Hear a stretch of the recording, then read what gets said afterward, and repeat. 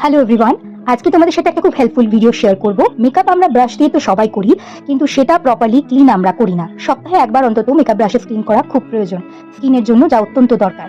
একটা মগে সামান্য জল নিয়ে নিয়েছি। এরপর তোমাদের কাছে তোমরা যে শ্যাম্পু ইউজ করো বা যদি কোনো বডি ওয়াশ, আমি সবসময় অল্টারনেটিভলি ইউজ করি, যেটা অ্যাভেলেবেল থাকবে সেটাই এই জলের মধ্যে অল্প একদম দিতে হয়, কারণ অল্পতেই শ্যাম্পু যেহেতু অল্পতেই খুব ফেনা হয়ে যায়।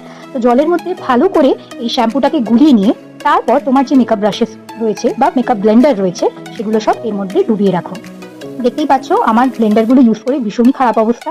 তো যেহেতু ফাউন্ডেশন ইউজ করা হয়, প্রচুর ফাউন্ডেশন এতে ওঠে। আর মেকআপ ব্লেন্ডারের সাথে সাথে সমস্ত ব্রাশও এই মিশ্রণটার মধ্যে, মানে সাবান জলটার মধ্যে কিছুক্ষণ ডুবিয়ে রাখো। ডুবিয়ে রাখলে নিজেই দেখতে পারবে, জলটার কালার দেখেই বোঝা যায় যে মেকআপ ব্রাশগুলো থেকে কি পরিমাণ নোংরা ওই জলের মধ্যে ধুয়ে যাচ্ছে। মেকআপ ব্রাশেস প্রপারলি ক্লিন না করলে এবং ওই নোংরা ব্রাশ দিয়ে মেকআপ করলে কিন্তু আমাদের স্কিনে র্যাশেস, পিম্পল এগুলো হয়। তো অনেক সময়